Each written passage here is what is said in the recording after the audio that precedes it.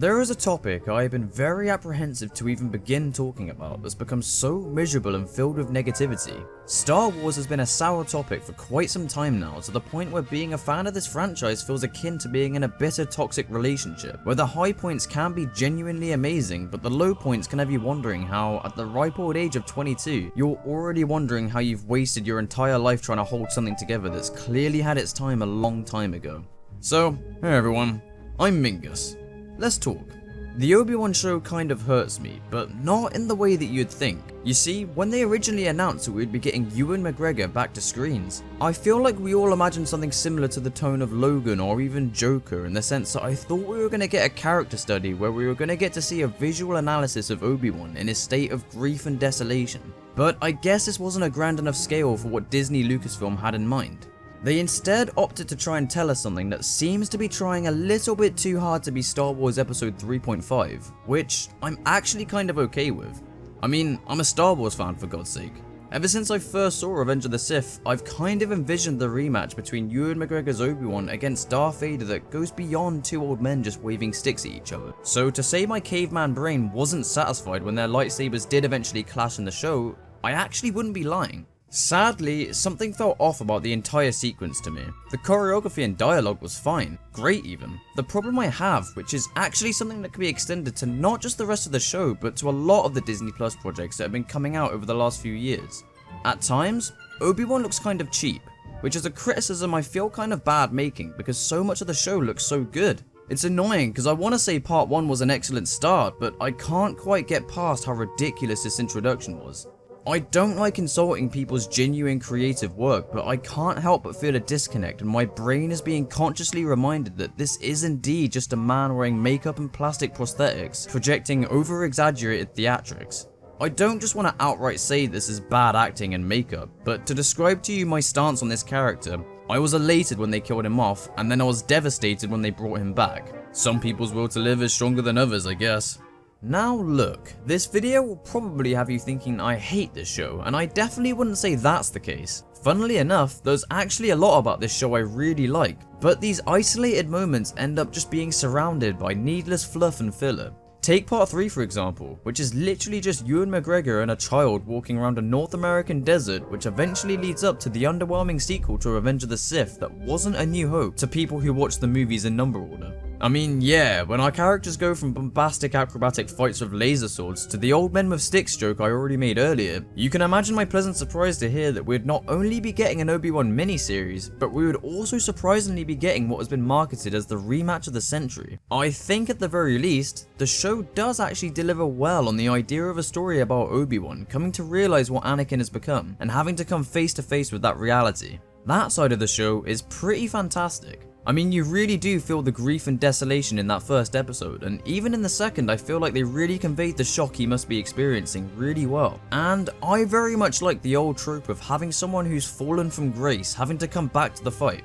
Plus, I'm always a sucker for the whole lone wolf and cub dynamic. Say all you want about little Leia. I won't deny the ridiculousness of some of these scenes, but I feel like the dynamic between these two enables for some of my favourite dialogue from Obi-Wan. Not to lean too much into the typical video essay trope, but it's in these instances I feel like they really convey the grief and regret he must be going through.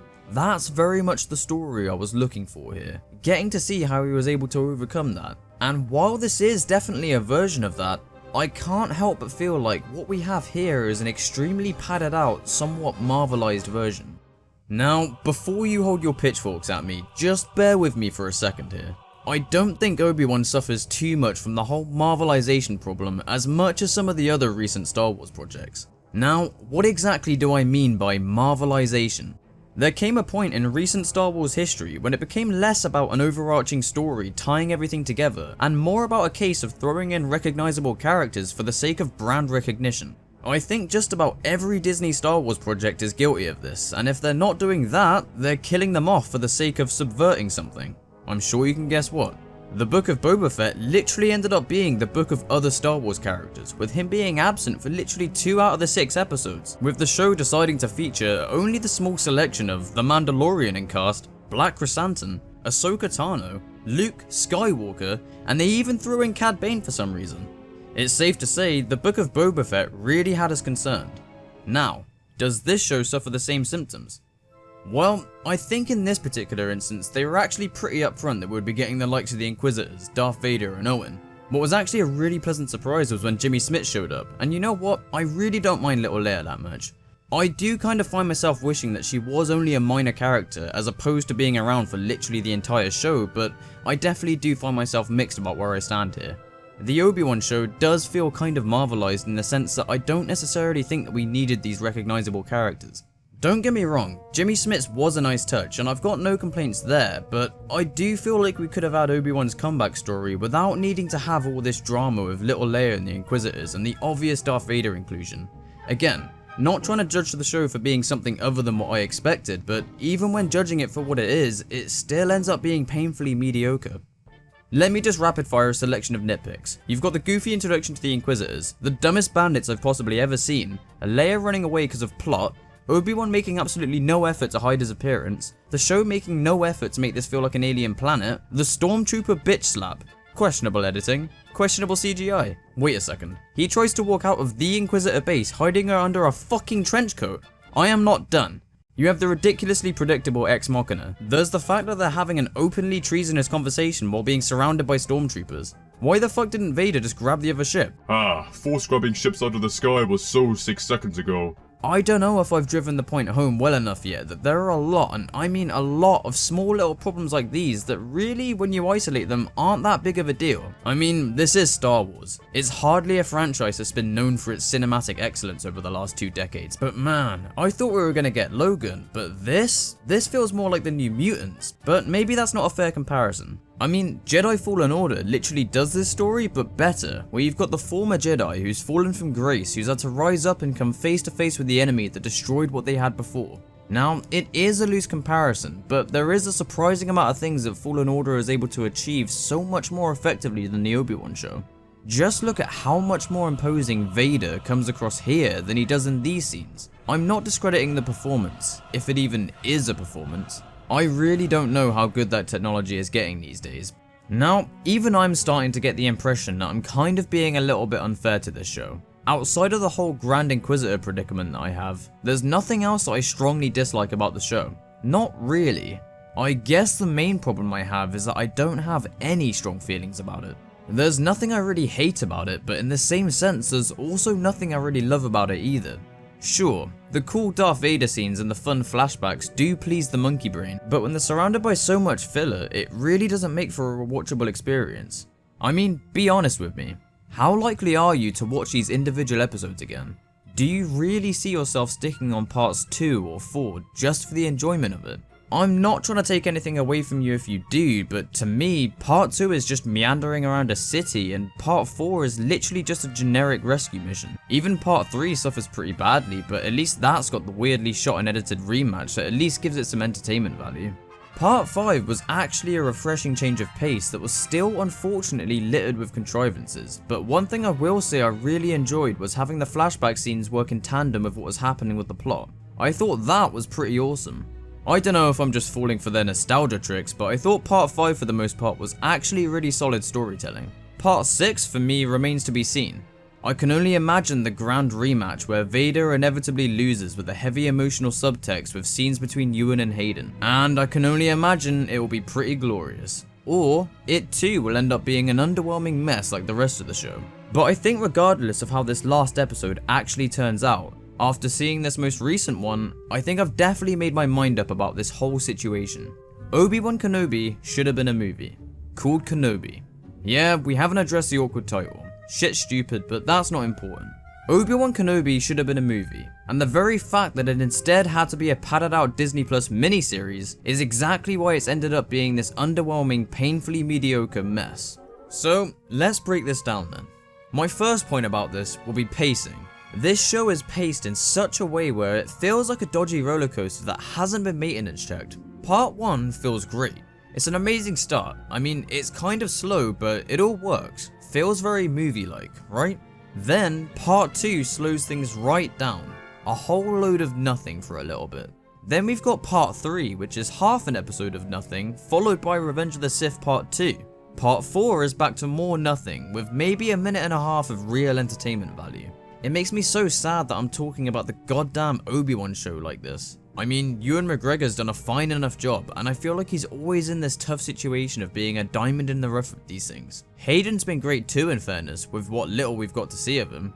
I don't know, going back to my point, I feel like if you cut all the fluff, kept all these significant moments, and maybe polished up how they connected them, you would end up with something a hell of a lot more impactful than this. I think the story that they were trying to tell would be so much more digestible if they removed all these dumb contrivances that just do nothing but extend the runtime. You can still have these great moments between Obi-Wan and little Leia without having to drag them on these side quests and throwing in these forced inconveniences. Same with the Inquisitors too. Had we not had the time to pick apart these characters, their motivations, and realize how kind of ridiculous they are, I think we would have been a lot more sold on them. Let's say we hadn't had weeks to come to the conclusion that the Grand Inquisitor is truly ridiculous, though you probably could have just done that in a few seconds really. Or Reva, as good as her introduction was, and I really did enjoy her presence in the first 2 episodes, but as time went on, I eventually grew to realize that she unfortunately wasn't that compelling of a character for me.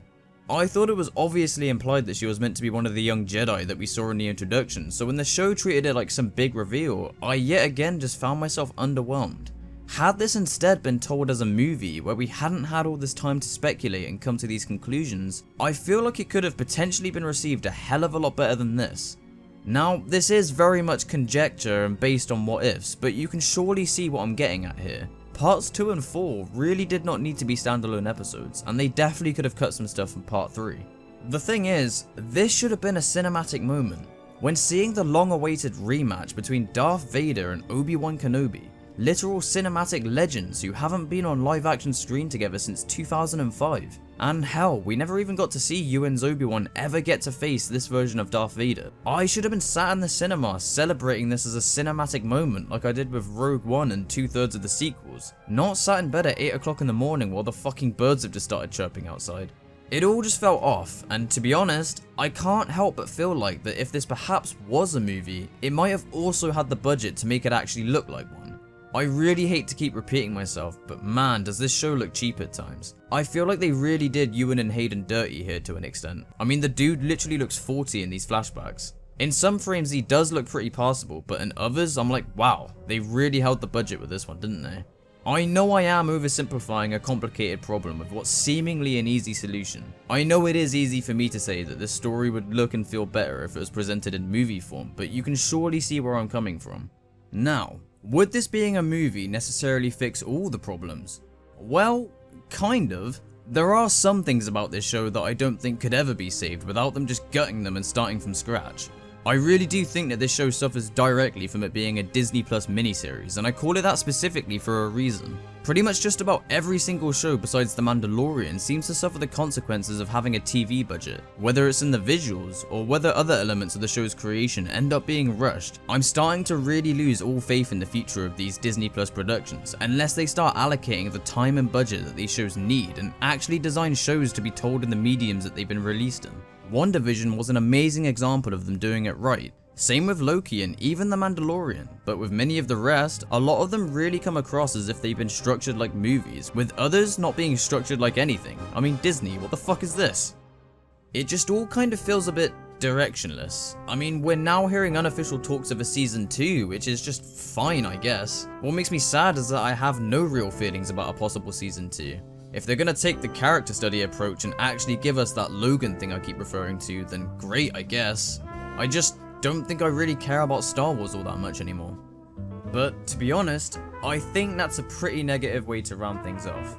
At the very least, that last episode was actually pretty good. It doesn't quite save the rest of the show, but hey, what can you do?